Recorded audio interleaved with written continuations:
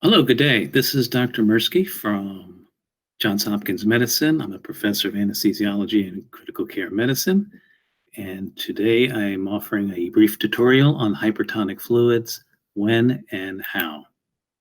I have no disclosures for this particular tutorial. Before we discuss exactly the use of hypertonic fluid, it is pertinent to look at how water is controlled in terms of its movement through the various vascular and extravascular compartments in our body. If you take a classic 70 kilogram human, we know that approximately 60% of all water is intracellular and 40% is, or 1/3 is extracellular water. And of that, we have a disposition towards intravascular and extravascular, which is approximately 3 and 11 liters. The 3 liters seems low, but if you include the roughly 1.6 liters of actual red cell mass, that's where you come up with the typical 4.8 or 5 liters of total blood volume in a 70 kilogram human.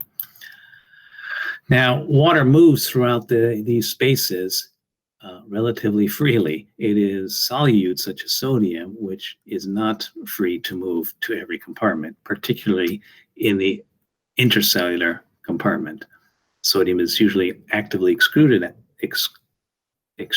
out of the cells to maintain its membrane voltage, particularly in the brain. If you look at this disposition of water and ask yourself, if you lost 1 liter of plasma here in this compartment and all we have to offer the patient is D5W, which essentially is free water, and ask how much water would it take to replenish this compartment back to 3 liters if we wait for equilibrium to occur with all of the water movement, you would actually have about 14 liters required to give to this patient to replenish that 1 liter lost compartment, because water, of course, will dispose everywhere in this gentleman or woman. If we had normal saline to accommodate to this individual, then the intracellular compartment is relatively excluded from this because sodium doesn't move typically into cells. So we're left with the 14 liter compartment, and we want to replenish this one. So it takes about 4.7 liters. If we actually had some hypertonic fluid, like 3% sodium, this is almost equal to a 1-to-1 exchange. And the use of hypertonic fluid actually pulls water from other spaces into the vasculature, and hence at 7.5% concentration, you get basically an added doubling of the total volume replenishment, as you only need half a liter in the intravascular space as an IV replenishment to get a full liter constituted back into the intravascular space. This strategy has been used successfully, mind you, in many publications on trauma, where it has been well documented that if you look, for example, in this representative trial, that reconstitution of mean arterial pressure and heart rate as physiological parameters of shock resuscitation show very clearly that use of hypertonic fluids does resuscitate patients faster than use of lactated ringers, which is the typical comparative fluid. However, most of these studies have been unable by their size to actually show a survival benefit. And it's not that unusual to believe this, since trauma, of course, is a multifaceted disease, and simple resuscitation in the first hour or so doesn't necessarily lead to survival with other things occurring. But it does show a trend always, typically, that hypertonic fluids have a survival edge. And it's known that if you pool all these data sets together in a meta-analysis, there usually typically is an odds ratio benefit for survival with improved hemodynamics. And here back, I return to show you that one of the issues with trauma resuscitation trials is that relatively small volumes of hypertonic fluid are used. So it's not inconceivable that we haven't been able to see a major benefit in survival asking just this small resuscitation volume to be so effective.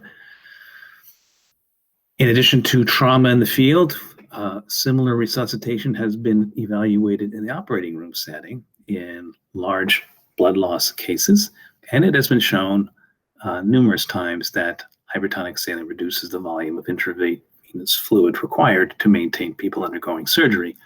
However, mortality benefit has not really been studied in this population. Other benefits of systemic hypertonic saline has included, for a period of time, the thought that critical care patients may benefit from infusions of hypertonic saline to reduce the inflammatory kickback, if you will, of critical illness. Here's a study in mice showing that indeed, if you create lung injury in the setting of hypertonic saline versus normal saline or normal osmolality, that the lung architecture seems to be better preserved in the hypertonic saline than in the inflammatory conditions seen here. And of course, and here showing basically 24 versus 72 hours that the hypertonic group shows less lung injury score. However, that has recently been translated in not really having a clinical benefit, because it's well documented that all types of cells in our bodies do not function at their best in a hypertonic medium. So neutrophil activation, for example, is not activated as rapidly in a hypertonic medium. Neutrophil movement isn't as great, but that doesn't really mean that the trauma or pathology to the tissue isn't there.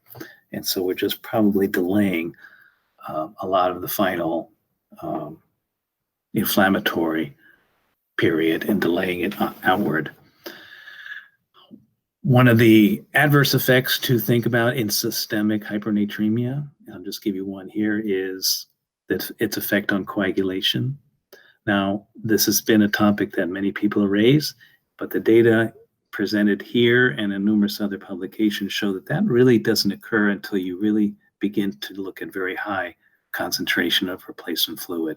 In 7.5% or 10%, you actually will see a prolongation of the R and K times and the diminishment of the alpha angle in the TEG coagulation test. But underneath, below levels of 7.5%, you really don't see much effect.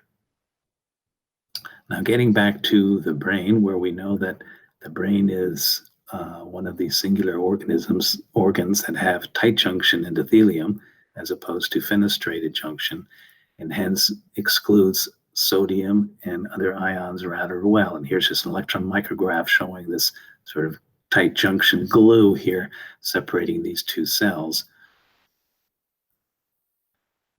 Now, hypertonic medium has been looked at to help prevent pathologies such as cerebral herniation, as you see here, an uncal herniation syndrome coming and compressing the third nerve. Both fluids such as hypertonic saline and mannitol, which is also a hyperosmolar fluid, have been evaluated and used clinically to help prevent cerebral brain edema from its consequences of elevated ICP and herniation. We did this study years ago looking at equal osmolar doses of mannitol versus hypertonic saline in a rat model, showing that in a trauma model where the ICP has risen to this sort of zero normal level, that the addition of either mannitol or hypertonic saline in the first hour nicely reduces ICP about 40% of its maximum, where this was the control level. Now, this is the important curve, I think, of that study, is that here again is normal control over several hours of peak ICP after an injury. And again, both hypertonic saline and mannitol decrease effectively the intracranial pressure, but whereas hypertonic saline takes a very long time to approach and never fully approaches back to its pre-bolus level of intracranial pressure even after 500 minutes. The mannitol only lasts about an hour or two, and then as you see, it actually rebounds, as we call it, over and above the baseline ICP.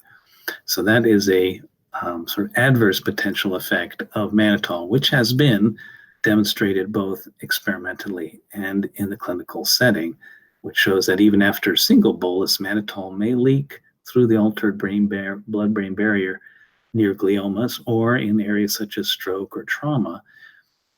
And hence, since mannitol is then sequestered in brain, but is actively secreted from plasma as a non-metabolized sugar, there will come a time when the plasma-to-blood osmotic gradient will actually shift.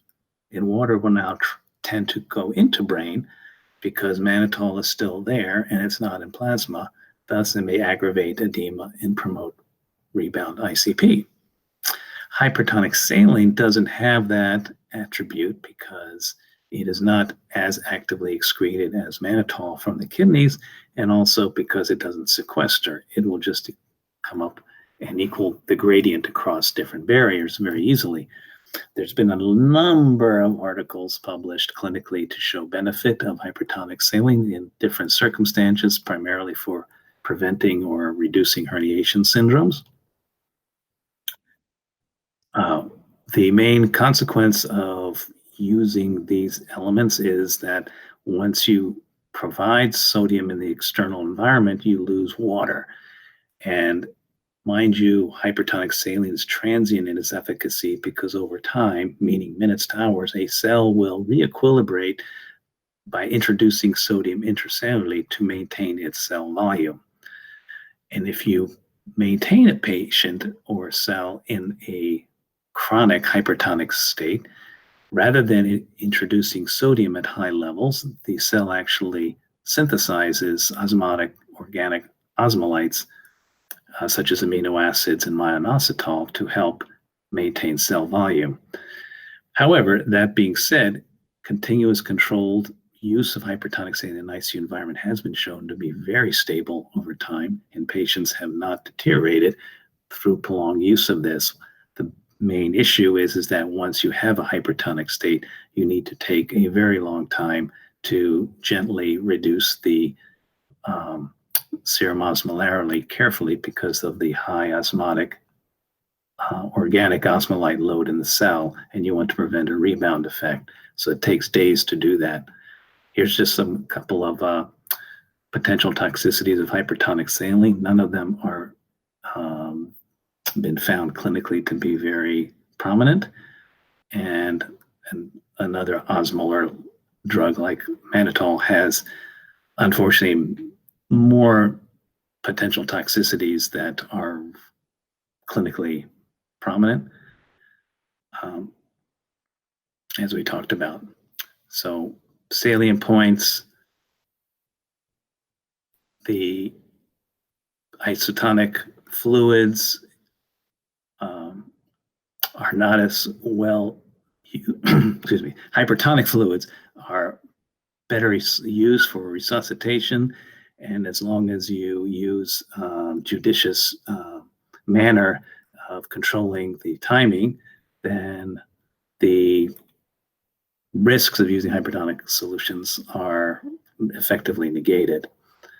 But there's solid evidence for reduction of ICP, cerebral water, and as a resuscitation fluid. Thank you.